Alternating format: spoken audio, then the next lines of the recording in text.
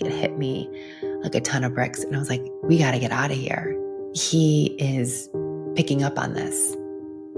It's not just in our home that he's seeing JP and I model a certain type of relationship, but it's in these pews that he's being confirmed what love is supposed to look like and what is a sin and what's acceptable and what's not acceptable. And we went home. I remember that day in church when I looked at him and I was thinking to myself, like, I'm never putting him in this pew again. And we went home and I had the conversation with John Paul. And I just said, I don't know how I feel about this because I'm conflicted because, I obviously have a really important relationship with God that I love. And I have a child who I'm scared a decade from now, we're going to look back and he's going to say, I felt like you were ashamed of me because you silently were agreeing with what the church says.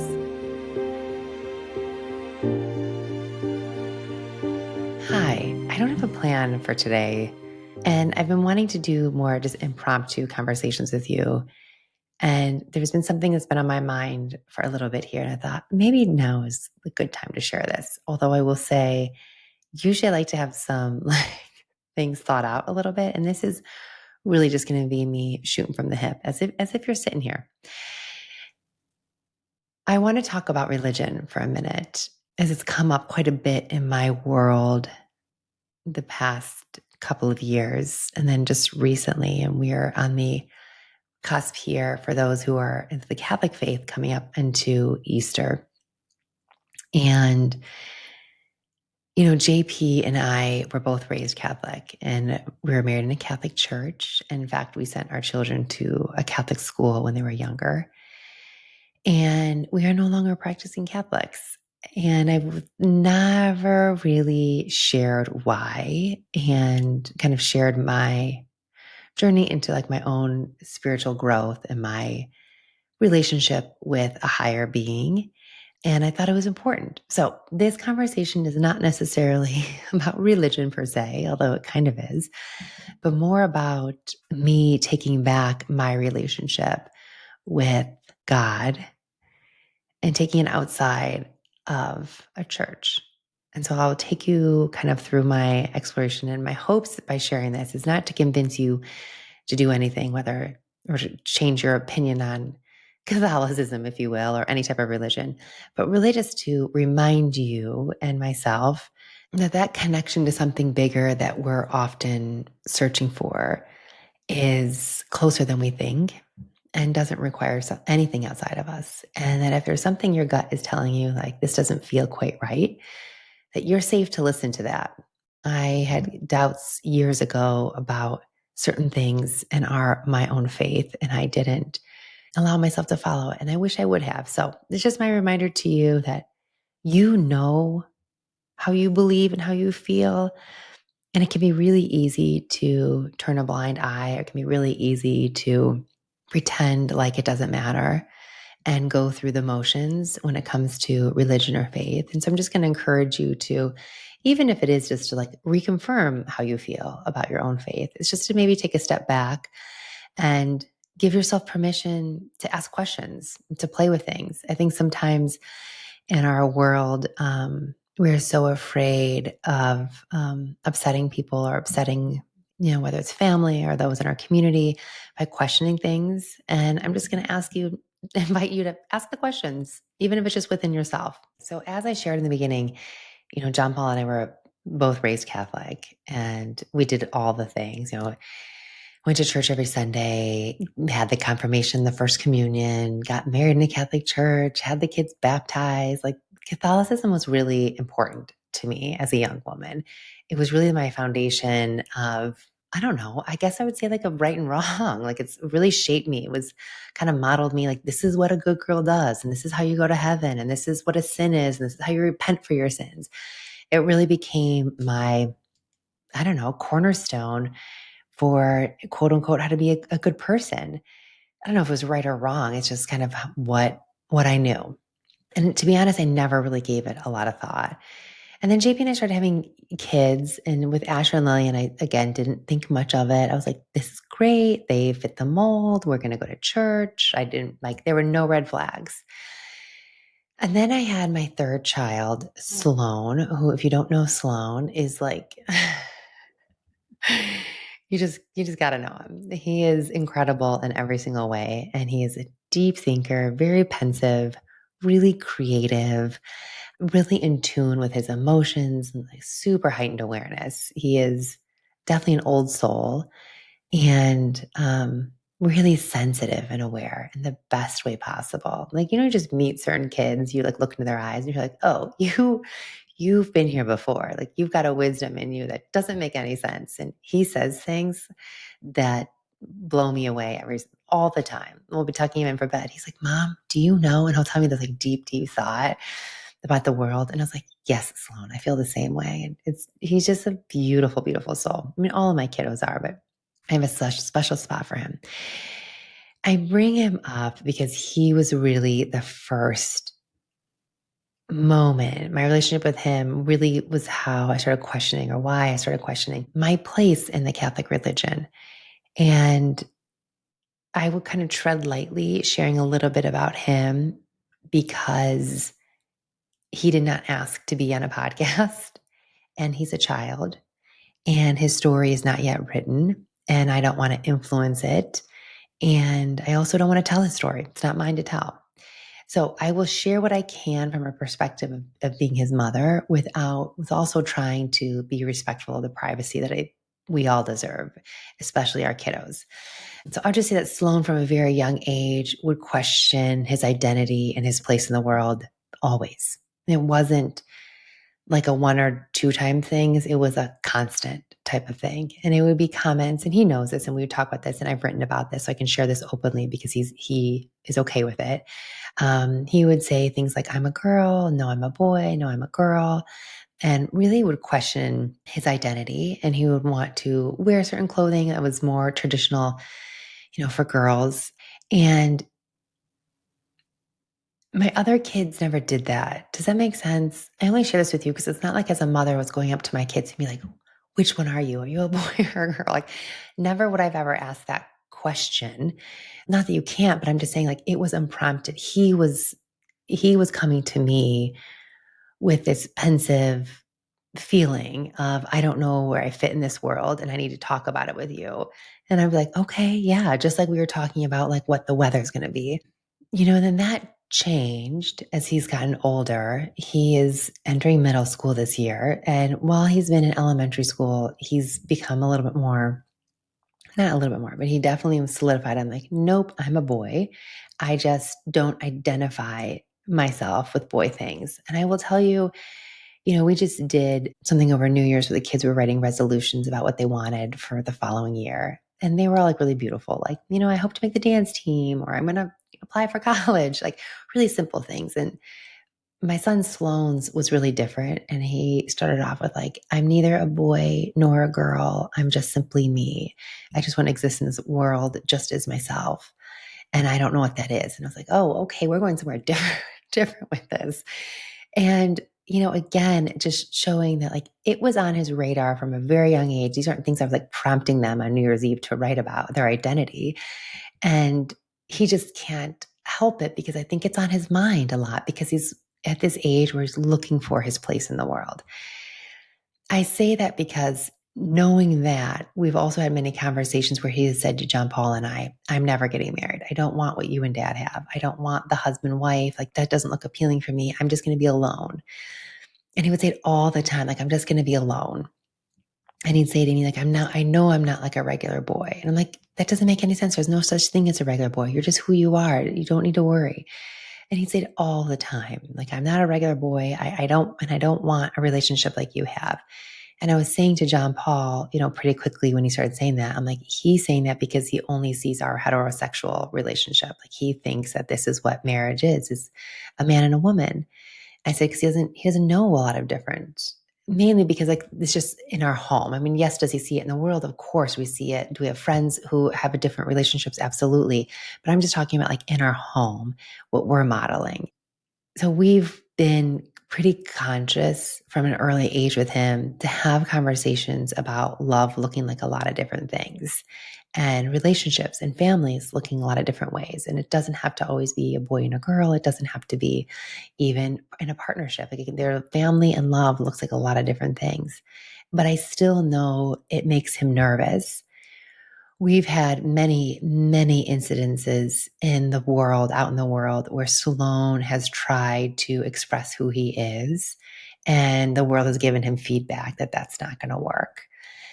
And I don't want to get into detail about it, but I will just say that he's already seen at the young age of 11 to be careful of how he presents to the world. And I hate that for him. I wish it were different. And of course, I'm encouraging him as his mother to do it different. And again, he's only 11, so he hasn't found his voice yet. But pretty early on in some of these conversations with Sloan, I recognized that there could be a world in which Sloan doesn't identify himself the way John Paul and I do, meaning he may not find himself wanting a heterosexual relationship. Like that might not be something that feels right for him as he gets older. And I just want to also say, I am 150% positive I am butchering this. And I'm just speaking to you with what little knowledge I do know. And as I'm figuring this out and trying to find language for something that is very sensitive, that unfortunately I don't have a lot of language for. I just know that I have a child who is questioning how he sees himself in the world. And I have a child who questions love and what love could look like. And he's concerned about it. So I bringing this back to religion because when JP and I, at the time when these conversations started happening, we were still going to church, and I would sit in the pew and I would reflect on the conversations I would have with my son, and I would look at him and I would think to myself, if you don't want what dad and I have, then you have to be sitting in this pew thinking anything that you would want that would be different would be a sin in this church. It would be considered a sin. You wouldn't be able to have a partnership here. You wouldn't be able to walk down the aisle, get married to someone that wasn't heterosexual, if you will, for lack of a better word, that models what your father and I have. And it was like, you guys, I can't explain it. It was like night and day, like as clear as day. Like it hit me like a ton of bricks. And I was like, we got to get out of here. He is picking up on this. It's not just in our home that he's seeing JP and I model a certain type of relationship, but it's in these pews that he's being confirmed what love is supposed to look like and what is a sin and what's acceptable and what's not acceptable. And we went home. I remember that day in church when I looked at him and I was thinking to myself, like, I'm never putting him in this pew again. And we went home and I had the conversation with John Paul, and I just said, I don't know how I feel about this because I'm conflicted because, I obviously have a really important relationship with God that I love. And I have a child who I'm scared a decade from now, we're going to look back and he's going to say, I felt like you were ashamed of me because you silently were agreeing with what the church says is right or wrong when it comes to love. And I said to JP, he will always doubt how we feel about him. And I can't go back there with him. And there are other reasons too. I mean, if we're just getting into it with to be honest, I don't love how in the Catholic faith, God speaks through men, that you can't have a woman priest. That doesn't sit right with me. That feels like we're less than as women. And I'm like, what are we teaching my daughter? What am I saying to her that I'm okay with this? And it was just like all kind of coming full circle. And I was like, I can't pretend that I'm okay with a lot of the messages the Catholic faith sends and have my kids witness that. And there was a part of me that was like, could I just take pieces of it? Could I go and say, I'm getting these things out of it, right? Like I really love a lot of what the church was offering, but then these huge parts of it that I couldn't get behind, mainly as a mom and as a woman. And just for myself, like I just couldn't get behind certain things that the Catholic faith stood for. But it really was my kids and parenting them, that was sort of like the eye opener for me of like, oh, hold on a second. I had to hold myself accountable to be like, if you don't agree with these things, why are you sitting here? Because if you're sitting here, you're saying you agree. There's no such thing as silently disagreeing. That doesn't exist. Like you either agree or you don't agree. And I was like, me coming to church day in and day out, or week out, and sending the kids to Catholic school has said, this is what I believe love looks like. This is women's place in the church. This is the women's place in the world. Like this is what I believe. And I don't feel those things. And so it was because of that that we made a decision to just step back. I don't know that it was so much that we weren't going to go anymore. We just stepped back. And the more time went on from us stepping back years ago, the more distance I had, the more I started to see how differently I felt about certain things in the world than my religion said I should feel. And I started asking myself, like, do I believe in all of these things that the Catholic faith stands for? And pretty quickly, I knew my answer was like, no, on a lot of things. And so if I didn't, what did that mean for my relationship with God? And really quickly, I felt, I'd pray on this and meditate on it. And it was as if like something deeper within me came over. And it was this reassurance that I got immediately in my heart, whether that was God or the universe, like you can call it whatever you want to call it. I'm just like, I'm not in that building. You don't need to worry. So it has been about 5 years since I've set foot in a Catholic church. And I don't know that I ever will again. And we talk about this a lot with the kids about why we left. And we don't say, hey, we left because Sloane's finding himself. We say we left because there are a lot of things that the church stands for that your dad and I don't agree with. And we took God with us. And I've heard Glennon Doyle talk about that before. And it was right around the time that JP and I were leaving the church. It was just before COVID. And I related to so much of what she said. I mean, our stories are obviously wildly different, but I don't for a minute feel like I lost my connection with God. If anything, it has become deeper over the years. I no longer need to go through a middleman. Like I don't need to go through a priest to have a relationship with God. I no longer see myself as Catholic, but I definitely see myself as having a relationship with God and very, very spiritual. And I do believe in something bigger than me. Absolutely. Whether or not I believe in certain stories, I'm not sure. I don't know, nor do I think it matters. But I do know that my faith is stronger than it's ever been. And I pray to God quite a bit. And I have a separate meditation practice. And the two don't intertwine necessarily, which I'll talk about in a second. But I just want to preface this with saying it wasn't God that I ever questioned. It wasn't my faith that I ever questioned. It was the building I was questioning. It was the words that were spoken in that building. And it was the men that were leading it that I was questioning and the rules that they were creating that I was questioning. No, I'm not even questioning that I didn't agree with. And I have so much clarity. It is like black and white for me. And I feel no shame around it. I feel no guilt around it. I don't feel either any like resentment towards it. Like I don't feel in any way like I shouldn't have gotten married in the Catholic Church or we shouldn't have done this. Like it was all happened exactly as it was meant to be. I think it created a wonderful foundation for me. And I'm forging a new foundation now with God. And I'm not sure what that's going to look like. JP and I often joke with the kids and they'll say, like, we're spiritually homeless. I'm like, I don't know about that, but I am missing having a building to walk into with other people to talk about faith with. And I'm not in a rush though to find that, like to find where that's going to be.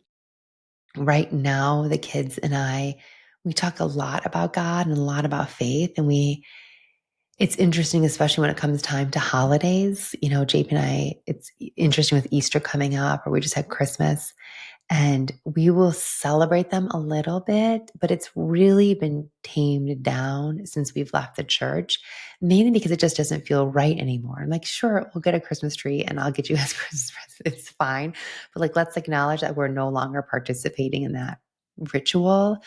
And so I don't know how I feel about some of it. And we haven't quite figured that out. But I will say we've created a lot of our own traditions around Christmas this year instead of, even like we would go to mass Christmas Eve. That was always what we did. And this year, instead, we sat in a circle. This is going to sound really cheesy. And the kids made fun of me. And then, to be honest, so they all like afterwards, we were talking about like, we really loved it, Mom. It's really special. But we sat in our living room and turned off all the lights and we lit these candles and we went around and had this really beautiful, I don't know, hour together where we shared and talked about faith and God and lit candles. And we went around in a circle and shared different things. And it was really meaningful, really special, and more so than I probably ever got sitting in the pews with the kids. And so we're figuring those things out. It's messy though. It's not easy. And, Easter's now coming up. I'm like, I don't know how I feel about it. I'm not sure still. And I wish it was neater. I wish I had an answer that was like, we're no longer Catholic. We are now this. And unfortunately, though, that's just not how the world works. So I say to the kids all the time, and as you are growing up, you have an opportunity now to question, like, is there a faith or a religion that you feel are called to? And Lillian has really been drawn to Judaism recently, mainly because she just has some friends who are, and I think it's such a beautiful religion. And so she's exploring, like, what does it mean? What do they believe? And I just said to all the kids, like, this is a wonderful time for you to explore a lot of different religions and look at things. And maybe for you, Catholicism ends up being it. It's not for us right now. And so we sort of are, I guess maybe Asher's right. Maybe we are spiritually homeless. And yet at the same point in time, I feel really grounded in my spirituality and really at home within myself and in God. And I feel very protected and loved and cared for. And that, I think, ultimately, as I think about what I used to get from the Catholic religion, was this idea of like feeling a sense of home, feeling a sense of community. And I definitely still feel that. It's just within myself and within my kids and my partner. And it just looks different. So I'm sharing all of this with you to say, if there are things in your faith or your religion that you're questioning, I think it's really important. I think the more we can be honest with ourselves and not be afraid to unearth some feelings that maybe we've pushed aside and just re-examine things, I think it's really beautiful, even if it just makes your faith stronger. I definitely feel like feeling free enough with my relationship with God to question the Catholic faith has made that relationship stronger. And I use the term God really loosely. For me, I don't see God as the Son of Jesus Christ necessarily. It's definitely something bigger.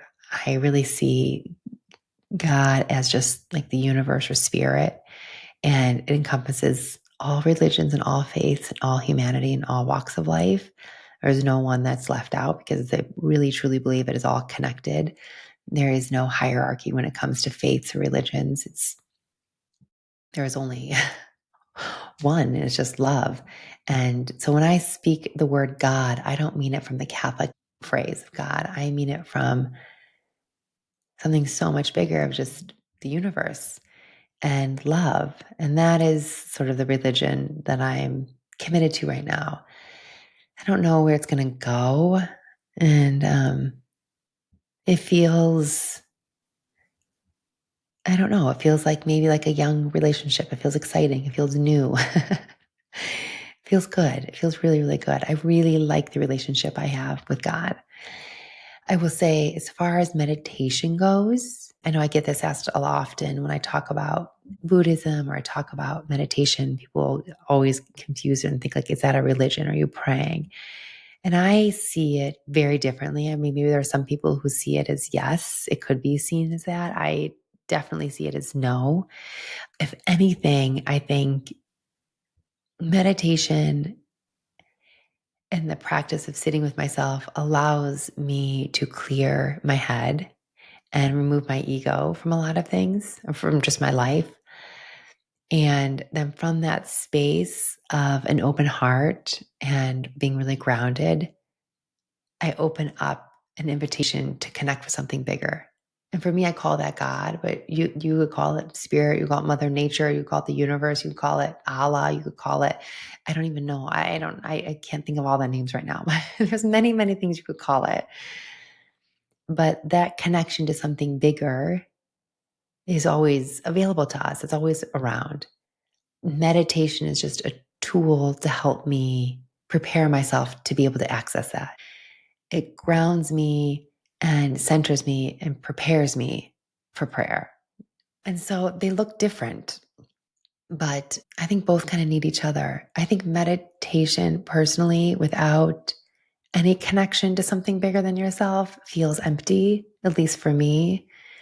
And I think a connection to whether it's God, the universe, whatever you want to call it, without a meditation practice, without stillness, feels impossible. I don't know how people find it, but I think that's why when people will often come to meditation, and if they're religious in any way, they say, oh, like this is just like praying. I'm taking a moment of quiet and stilling my mind. I'm like, yeah, it's one and the same. Very, very similar. I mean, different reasons, right? One is for connection to something bigger, and the other one is to connect with yourself. And I sort of think about, if we're really exploring this further, the goal of meditation, or what meditation means at its most basic of terms, is to know thyself. So if you think about that, and I really believe that the divinity, God, universe, whatever, it lives within each one of us. That is not something, it's not something outside of ourselves. It's not something like, right, in kindergarten, you used to draw the pictures of like God was like a circle sitting on top of a cloud with like the sunbeams coming out, right? Like God's not out there. He's not like up in the clouds. God, universe, spirit, whatever is in here. The divinity lives in us. It is you. It is me. And so when we sit and meditate and we get to know thyself, we're really getting to know the divinity within each and every one of us. And it's not any different. Like the divinity that lives with me is the same that lives in within you, because there's no separation. It is literally all one. We're just literally all of us are the divine. And so when I think about it in that terms, yeah, I guess they are connected. I don't know. It's so nuanced and it's so personal, and there's no right or wrong to any of it. And so you take what works for you and you leave what doesn't, and you trust yourself and you give yourself permission to explore and play with it.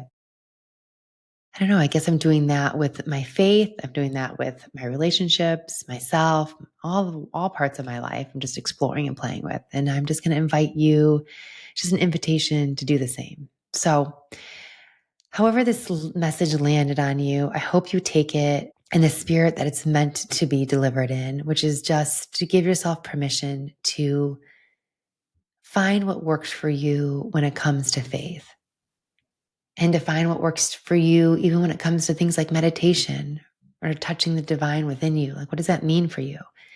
No one person can tell you how you should feel or what you should believe in. I certainly can't. I mean, I'm finding it on my own. I just going to invite you to play with these things. We are here on this earth for such a short amount of time. But I think one of the most important things we can do while we're here is to play with these questions of, who am I and where do I belong? Where do I fit? What's my connection to something bigger? Like, what's the meaning of all of this? And as I've played with meditation and left religion and found faith in the process, I've been able to ask myself those deeper questions of, where is my place in the world? What am I doing here? What's the point of all of this? And it's been really a beautiful exploration. And I just want that for all of you. Okay, I'm going to wrap this up and stop talking. Thank you for giving me a space to share some of this with. If you have thoughts or feelings on this, I welcome you to, send them to me, email them to me, leave comments here. I definitely feel like a little bit of an emotional hangover, like I overshared a little bit. But I'm still going to share this with you and not worry about it and trust that this is going to lay softly in the hands it's meant to lay in. So thank you for being here. I love all of you, and I will talk to you next week.